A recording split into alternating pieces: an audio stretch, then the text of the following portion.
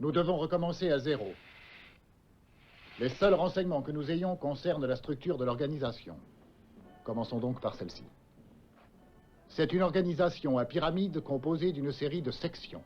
Les sections, à leur tour, sont formées d'une série de triangles. Au sommet de la pyramide est l'état-major. Le responsable militaire de l'état-major trouve l'homme qu'il juge apte et le nomme chef d'une section, numéro 1. Le numéro 1, à son tour, en trouve deux autres, numéro 2 et numéro 3. Ainsi se forme le premier triangle. À présent, le numéro 2 et le numéro 3 trouvent deux hommes chacun.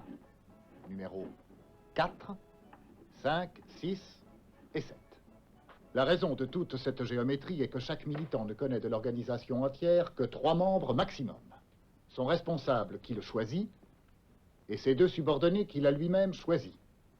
Les contacts se font uniquement par écrit. Voilà pourquoi nous ne connaissons pas nos adversaires. Parce qu'en réalité, ils ne se connaissent pas entre eux. Les connaître signifie les éliminer. Il en résulte que l'aspect purement militaire du problème n'est que secondaire. Celui qui est mis en évidence, c'est l'aspect policier. Je sais bien que ce mot ne vous plaît pas. Mais c'est le seul qui indique exactement quel type de travail nous devons entreprendre. Nous devons procéder aux recherches nécessaires afin de reconstituer toute la pyramide pour arriver à l'état-major. La base de ce travail est le renseignement. La méthode est l'interrogatoire. Et l'interrogatoire devient une méthode lorsqu'il est conduit de façon à toujours obtenir une réponse.